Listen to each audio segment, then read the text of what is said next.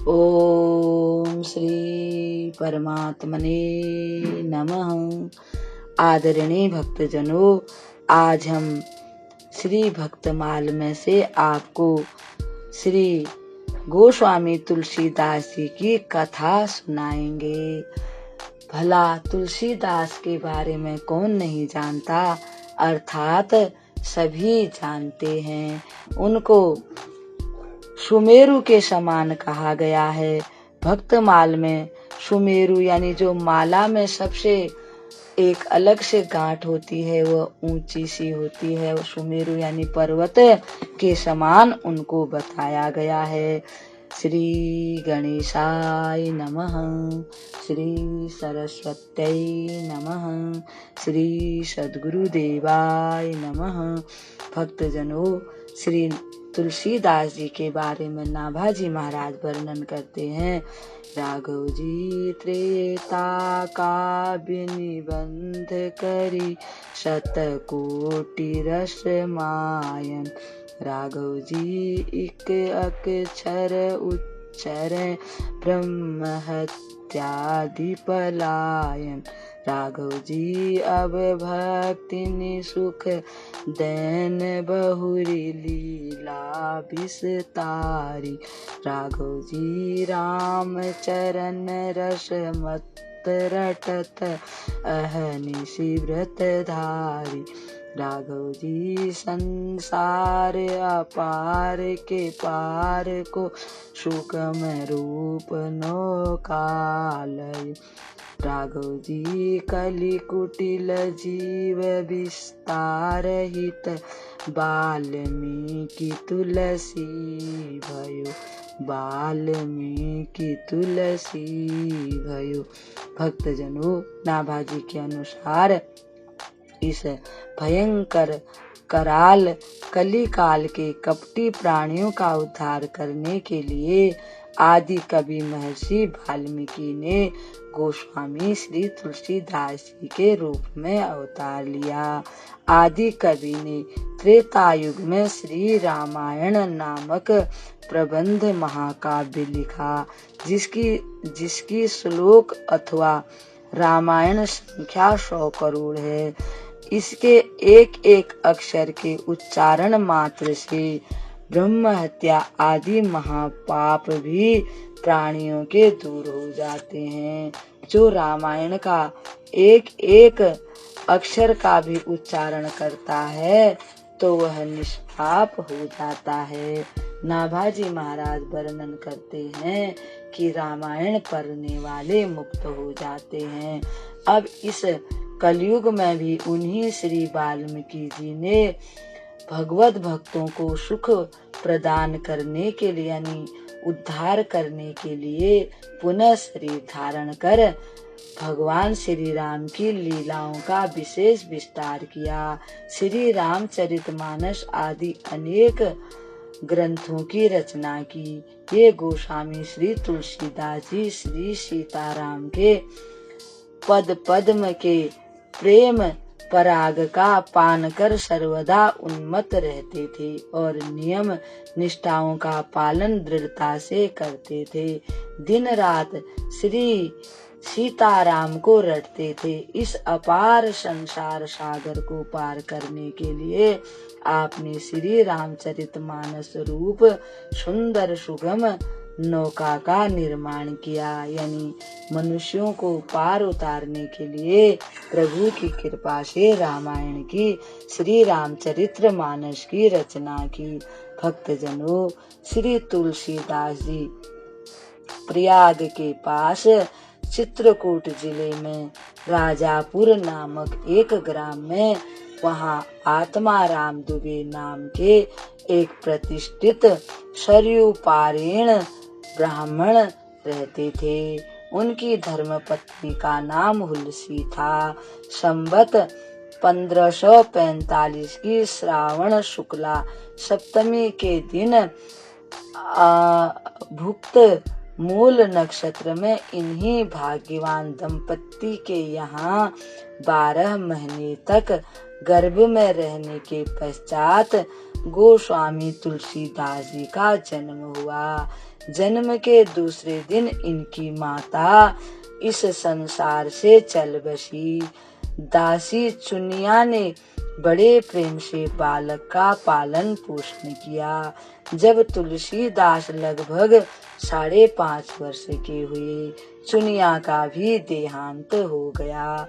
अब तो बालक अनाथ हो गया, वह द्वार द्वार भटकने लगा। इस पर जगत जननी पार्वती जी को उस होनहार बालक पर दया आई। वे ब्राह्मणी का वेश धारण कर प्रतिदिन उसके पास जाती और उसे अपने हाथों भोजन कराती थी, क्योंकि बाकी जो लोग थे वे इनको अशुभ मानने लगे और इनको अपने घर में नहीं आने देते थे। इसलिए जगत जननी भवानी इनका पालन पोषण करने लगी और रोजाना भोजन कराती थी। इधर भगवान शंकर जी की प्रेरणा से रामशैल पर रहने वाले श्री अनंतानंद जी ने प्रिय शिष्य श्री नरहरियानंद जी के इस बालक को ढूंढ निकाला और उसका नाम राम बोला रखा। उसे वे अयोध्या ले गए और वहां संवत 1561 माघ शुक्ला पंचमी शुक्रवार को उसका यज्ञोपवीत संस्कार कराया। बिना सिखाए बालक राम बोला ने गायत्री मंत्र का उच्चारण किया। इसके बाद नरहरि स्वामी ने वैष्णवों के 5 संस्कार करके राम बोला को राम मंत्र की दीक्षा दी और अयोध्या में ही रहकर उन्हें विद्याध्ययन यानी कि उन्हें पढ़ाया लिखाया। वहां से कुछ दिन बाद गुरु शिष्य दोनों शूकर क्षेत्र सोरो पहुँचे। वहां श्री नरहरि जी ने तुलसीदास को श्री रामचरित सुनाया। कुछ दिन बाद वे काशी चले आए। काशी में शेष सनातन जी के पास रहकर तुलसीदास ने 15 वर्ष तक वेद वेदांग का अध्ययन किया। तत्पश्चात अपने विद्या गुरु से आज्ञा लेकर वे अपनी जन्मभूमि को लौट आए। वहां आकर उन्होंने विधि पूर्वक अपने पिता आदि का श्राद्ध किया और वहीं रहकर लोगों को भगवान राम की कथा सुनाने लगे। संवत 1583 ज्येष्ठ शुक्ला 13 गुरुवार को भारद्वाज गोत्र की एक सुंदरी कन्या के साथ उनका विवाह हुआ और वे सुखपूर्वक अपनी नवविवाहिता वधू के साथ रहने लगे। अब दोनों बड़े प्रेम से रहते थे।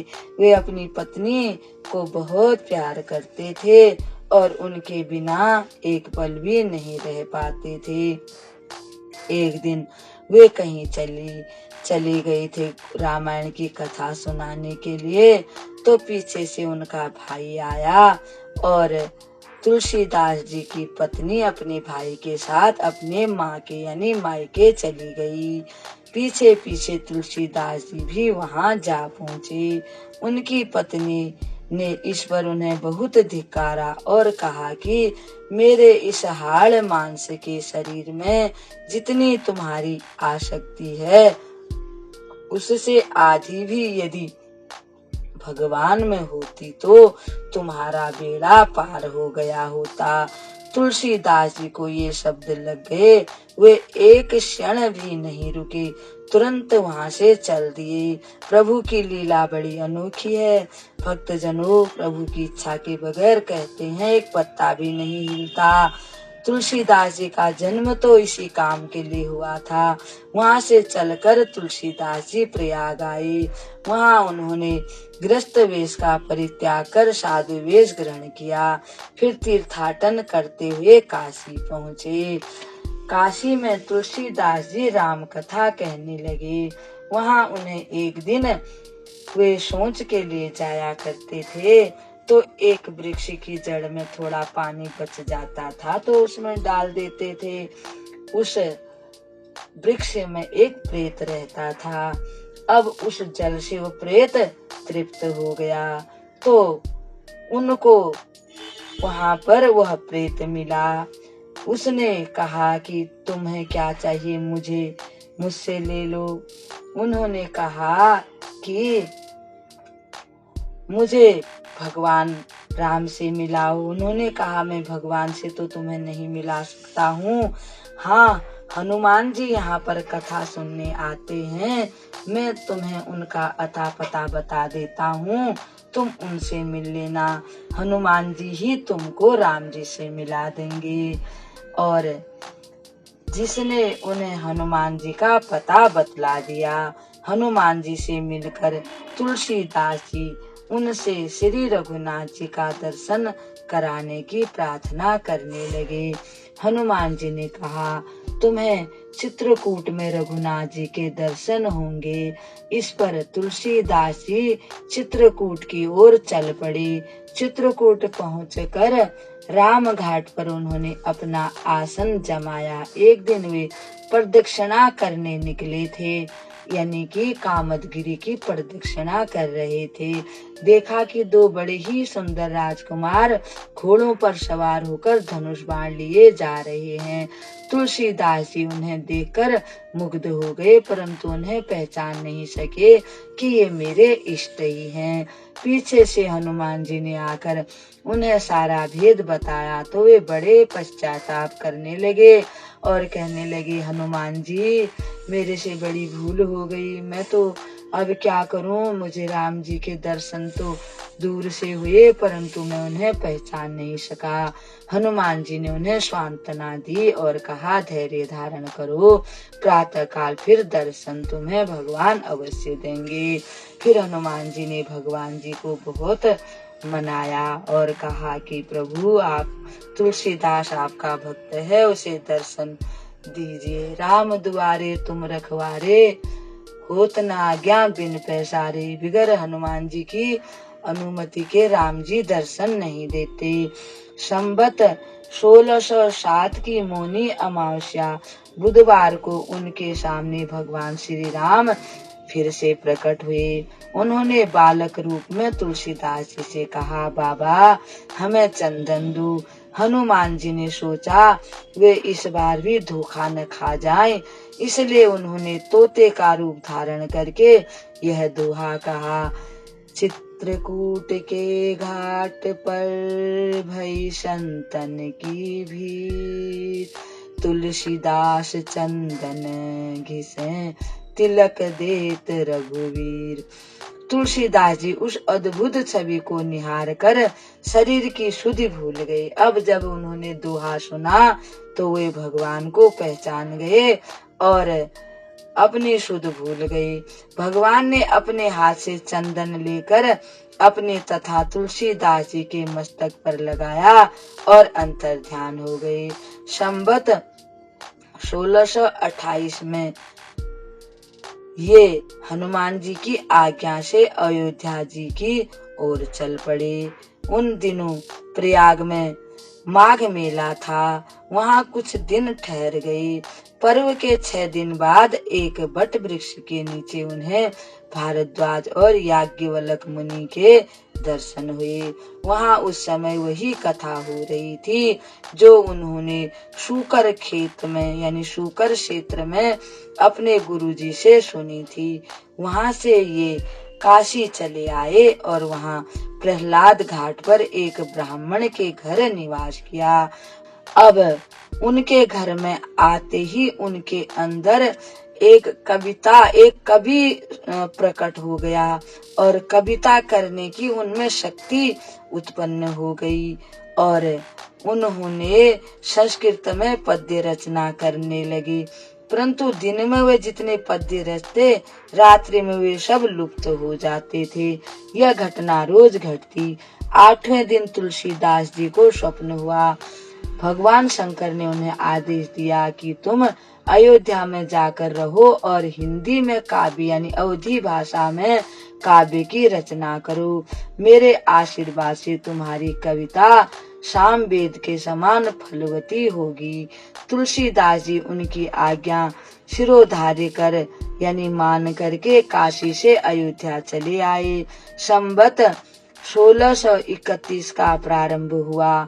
उस साल राम नवमी के दिन प्रायः वैसा ही योग था जैसा त्रेता युग में राम जन्म के दिन था। उस दिन प्रातः काल श्री तुलसीदास जी ने श्री रामचरितमानस की रचना प्रारंभ की। 2 वर्ष 7 महीने 26 दिन में ग्रंथ की समाप्ति हुई। संवत 1633 के मार्गशीर्ष शुक्ल पक्ष में राम विवाह के दिन 7वां कांड पूर्ण हो गए। इसके बाद भगवान की आज्ञा से तुलसीदास जी काशी चले आए।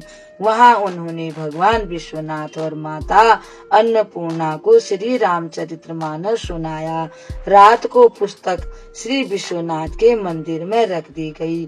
सवेरे जब पट खोला गया तो उस पर लिखा हुआ पाया गया सत्यम शिवम सुंदरम और नीचे भगवान शंकर की सही की निशान थी। उस समय उपस्थित लोगों ने भी सत्यम शिवम सुंदरम की आवाज भी कानों से सुनी थी। नाभाजी महाराज इस प्रकार से वर्णन करते हैं। भक्तजनों, एक भाग इस कथा का हमने आज आपको सुनाया, दूसरा भाग हम आपको कल सुनाएंगे।